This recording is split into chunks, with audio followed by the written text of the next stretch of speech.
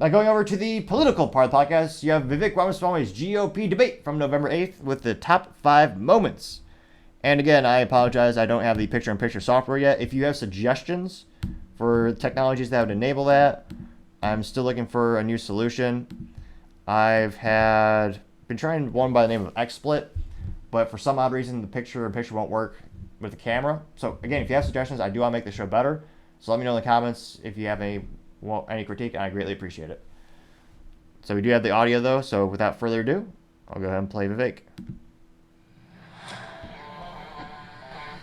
The Trump-Russia collusion hoax that you pushed on this network for years, was that real or was that Hillary Clinton made up disinformation? Answer the question. Go. I say this as a member of my generation. I'm 38 years old. I'm the youngest person ever to run for U.S. president as a Republican.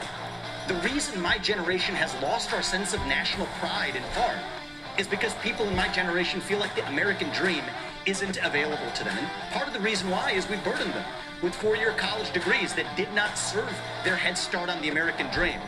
People will be more proud of a country if we're all making more money in that country. This is how we revive national pride and our identity, and it will take a CEO in the White House with zero-based budgeting, by the way, to take on the federal debt to get this job done.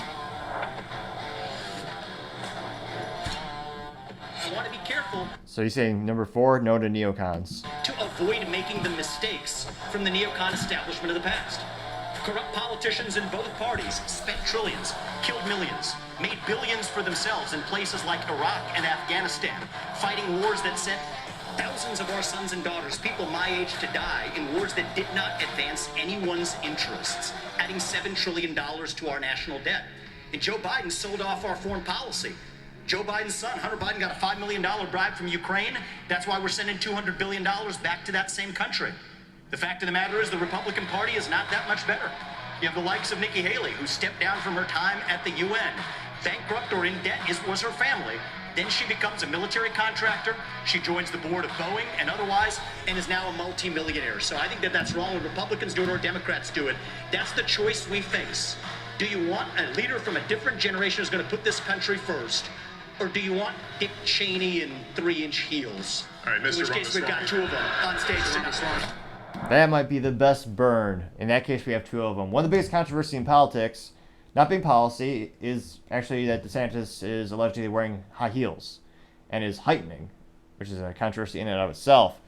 And that was probably one of the best roasts. That one statement is all over social media. People are eating it up.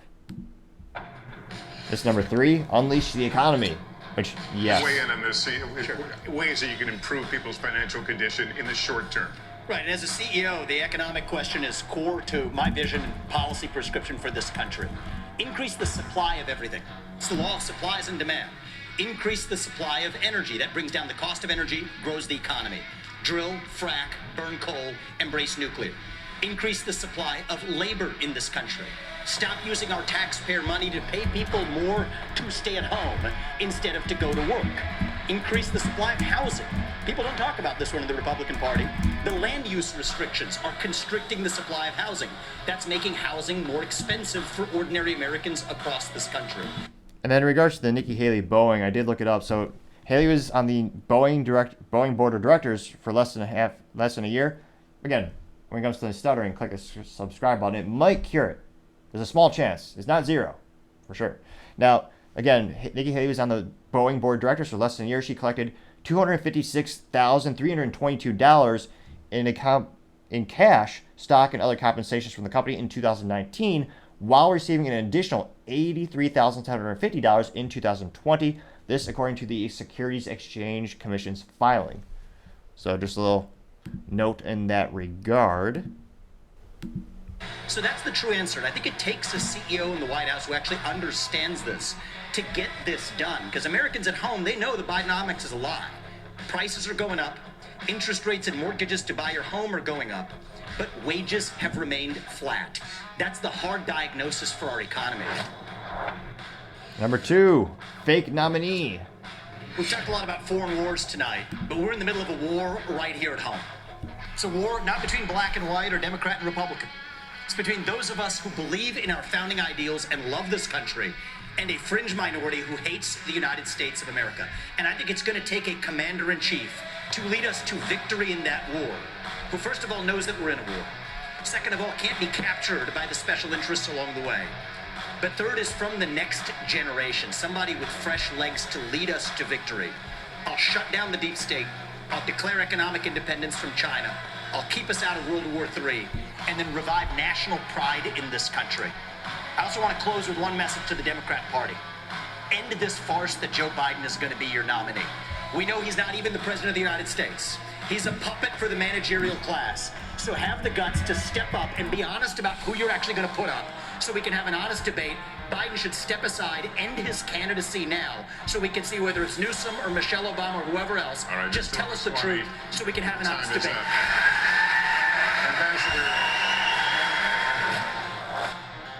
Number one, fake news. This is perhaps the most viral. There's something deeper going on in the Republican Party here, and I am upset about what happened last night.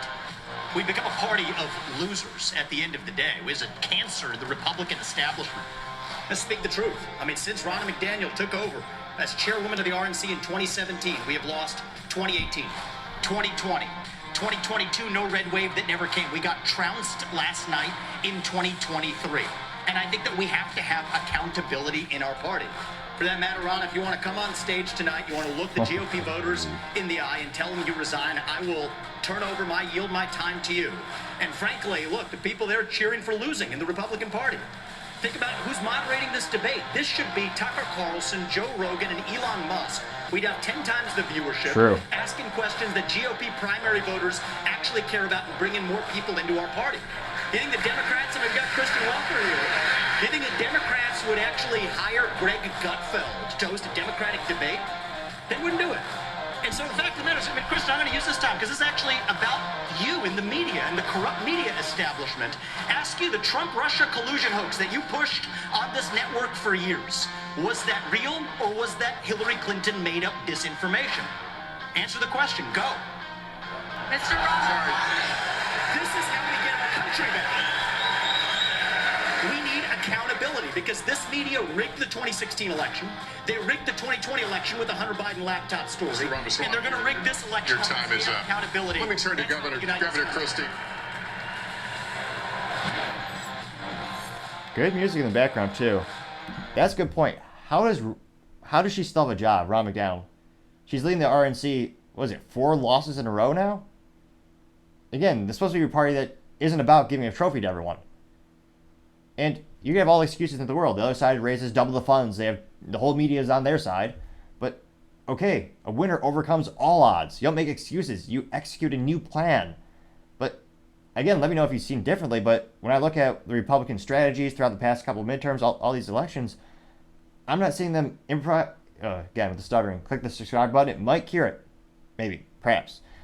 I haven't seen them improvise, adapt, and overcome. Which is what you need to do. Despite the odds, you win. And again, I can't fathom how she still has a job. A lot of people are speculating because Donald Trump endorsed, she's a favorite of his apparently. But again, it's not working. And the definition of insanity is doing the same thing again, again, again, and expecting a different result. So it'll be interesting to see if the Republicans actually do anything about her or just have her just continue to lead them into the ground time and time again. So this got about 2.6 million views on the Twitter, or as 12 people call it now, X. It used to be 18 people, but they've acquiesced. Even they are calling it Twitter again. Nevertheless, go back to the comment section. They got 27,000 likes. One of the first most popular ones comes from 2V News saying, quote, "Truth in the form of a bulldozer," unquote, getting 246 likes. Someone by the name of Marsupial Gamer saying, quote, "Do you want Dick Cheney in 3-inch heels? We've got 2 of them on stage tonight. Wow, Nikki Haley and Ron DeSantis just obliterated in that statement. How are you not way ahead of the other posers?" Unquote. Getting 466 likes. Let's see here.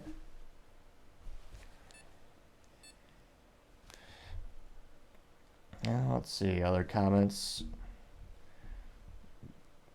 Someone by the name of Jack Fufu saying, quote, "Savage, only one with the balls to tell the truth," unquote, getting 205 likes. K. McMichael saying, quote, the past 3 debates, clearly you won, but yet the polls show something different. It's rigged and continue fighting, sir. I support you. Unquote, getting 292 likes. Now that, again, unfortunately, we don't have any updated polls yet. I usually reference the 535, which is a poll aggregator, but it's a poll aggregator of polls. And all the polls that they're aggregating from, none of them, we don't have any recent polls yet. So I think the last poll that they came into the statistics was from November 3rd to 5th. So again, it'll be interesting to see what the effect of the GOP debate had on the polls, but we're still waiting for that additional data. But yes, he has been lagging. Let's see here. Scar Knuckle says, I wish I could repost this 1 million times, getting 77 likes. Tom Russell saying, quote, drop the mic. Love this guy, unquote, getting 20 likes. Let's see here. Fonte says, quote, base for VP, unquote, getting 75 likes. Benny Johnson did a poll of 54,000 people, and he asked who won GOP's debate. 82% said Vivek, 10% said DeSantis, 6% said Nikki Haley, and 2% said Chris Christie, Tim Scott. That I think is one of the major concessions I've seen, or major talking points and agreements I've seen. Most people are saying that Vivek won. DeSantis, a lot of people are saying he did better than the last debate, and we'll cover his talking points a little bit here today. But again, he just really didn't seem to come over the top. So we'll do a couple more comments from this one. Nick Erickson just says, savage, loved it, getting 60 likes. Senator Babbitt said, quote, you crushed the debate, well done, getting 88 likes. Alex Leostis says, quote, your best debate yet, keep on doing what you're doing, it's resonating with the 40 and under crowd incredibly well, unquote, getting 74 likes. I'm trying to see if there's any contrarian ones. A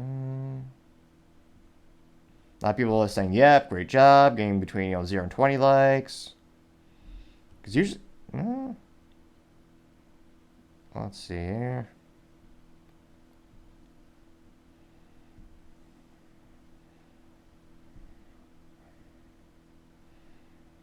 Interestingly enough, I'm not seeing any against him in this particular instance. Usually, when Vivek has a tweet, I don't want to say it's usually 70 and 90% positive responses, but there's usually a couple of negative or pejorative ones down there.